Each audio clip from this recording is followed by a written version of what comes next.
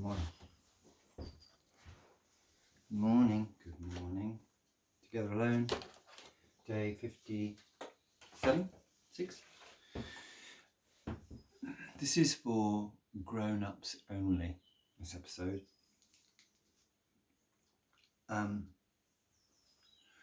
I notice that the rate of cases and the rate of deaths in the UK is kind of flattening at the top of the curve. And in fact, that's true for the world as well. The rate of change in the rate of cases and the rate of deaths is flattening at the top. That's not true. The rate of counting can't keep up with this disease. The disease counts accurately. Human beings can't count that fast. So I would say with a very moderated effect, the exponential growth of this disease in this country and in the world is unabated.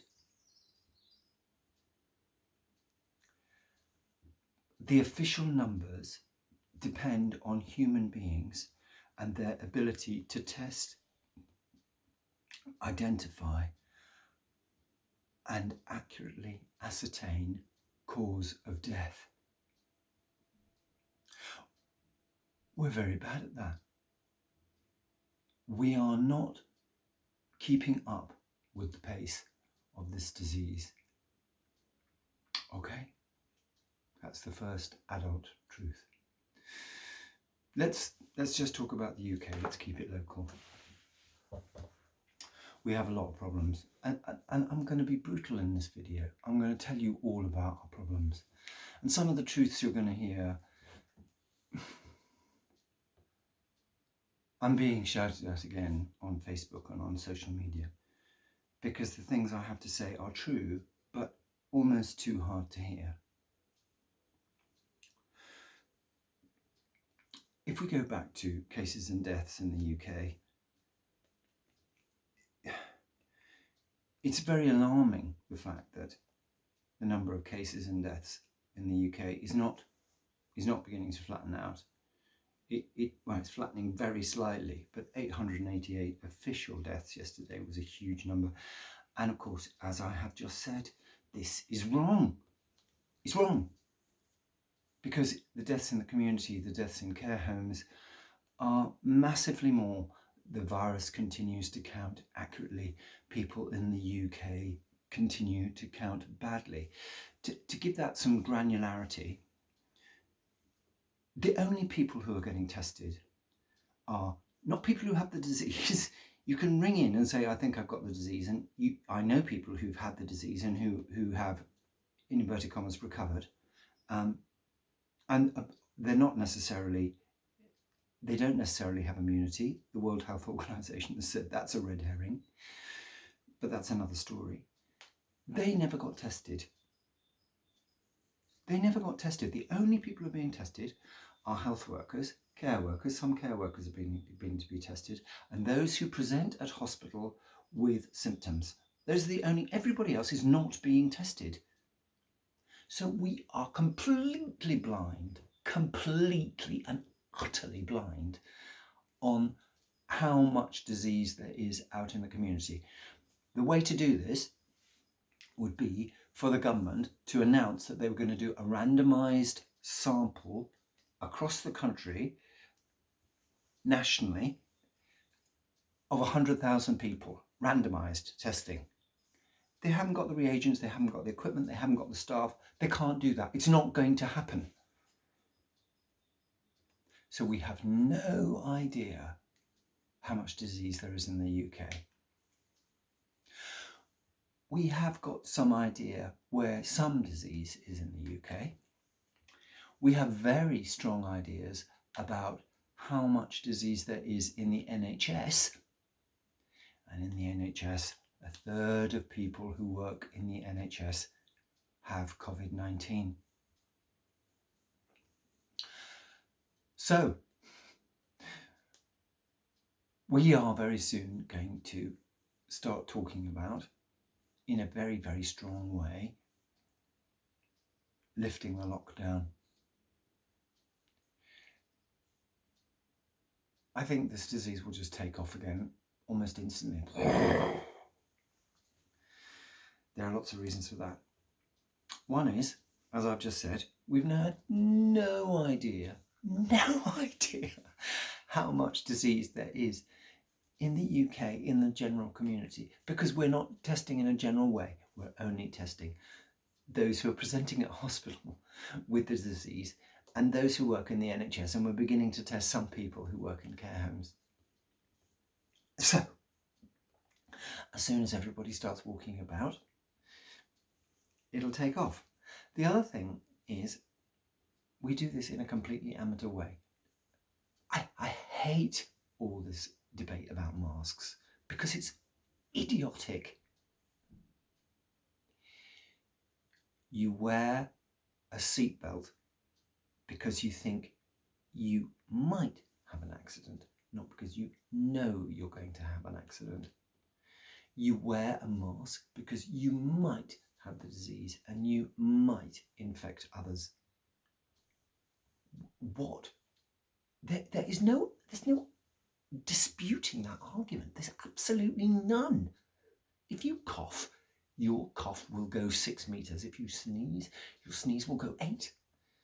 If you have a mask, even if it's made out of your underpants, it will not go that far. That is surely indisputable. It's got to be indisputable. We need to be wearing masks. Right, the next thing that needs to happen is we need to have isolation facilities for those that have the disease. Isolation. They can't be living in the community with the rest of us. They have to be taken from their homes. They have to be put somewhere else until they recover or die. Listen, this video is for grown-ups.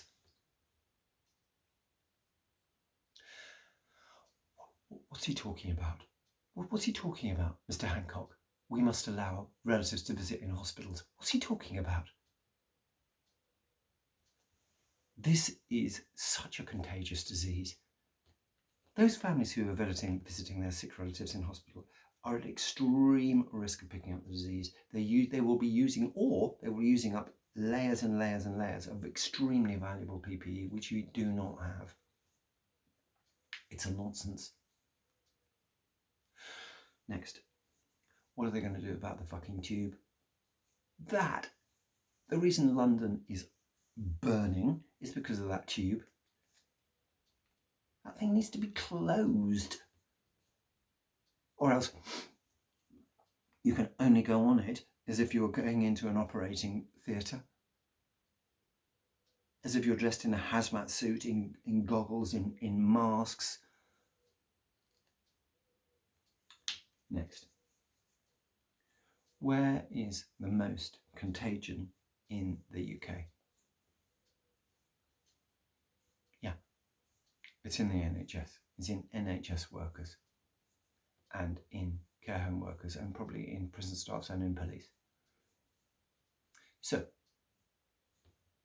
don't quibble with me about this, about what I'm about to say. We need to be protected from those people that we should have protected, because we did not protect the NHS, because we did not protect the care workers, because we did not protect the police, because we did not protect all of our frontline staff. This is where the most contagion is. And because we didn't protect them, they are now the hotbed of disease, and we need to be protected from them. So when lockdown ends, the lockdown needs to carry on in a really severe way for NHS workers, for people who work in care homes, for the care home sector in general. That needs to go on for a lot longer. Oh no, but the poor care workers. Oh no, but the poor national health workers. No. Listen, the disease doesn't care about its routes of transmission through society. It doesn't care. It's not sympathetic to the fact that these are NHS workers. It doesn't go, oh, it's not like the Second World War where because you had a red cross on your back, you didn't get shot. The COVID-19 infects indiscriminately. This is where the most disease is in society. We did not protect those who we wanted to protect us. Now we will have to protect ourselves from them. There's no partiality, there's no prejudice in this statement. It is just a matter of fact. So what needs to happen now? What would I do if I was in charge? Right. I would wait until the number of deaths was under 50. And as it doesn't go down, I would start ratcheting up the amount, the severity of the lockdown. No exercise. One person going out. The supermarkets doing your shopping for you. One person from your household is called out to go and get the food. Everybody to wear a mask. Everybody to wear goggles. Then, when the numbers were going right down, prison sentences and massive fines for those who break the lockdown. Huge fines. Then, when the lockdown ends, we need thousands of isolation beds. We need thousands, possibly tens of thousands of contact tracers. The tube needs to be closed. There needs to be other ways of getting around London. Everybody needs to carry this app, which traces where they are and where they've gone. And we need to ramp up testing. We need to be having 250,000 tests a week across the country. And we need to formally have a system where people are tested randomly across the country, a spread of tests, so that we get a true picture of what's going on in the UK. If we're only testing frontline staff and those who already have the disease, we know what is known. NHS staff know when people have got COVID-19. They know. They're beginning as well to learn what the Chinese learn, which is the best way to test people is to put them through a CT scanner and look at their lungs.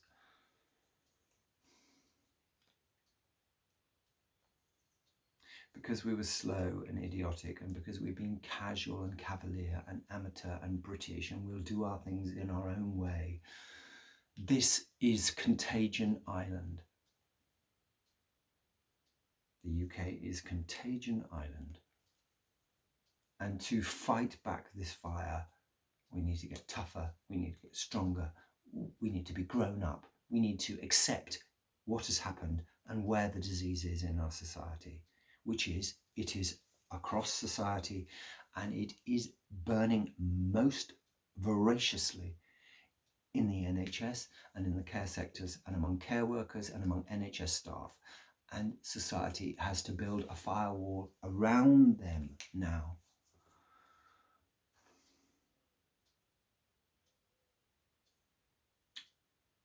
I hope you're a grown up. Thank you.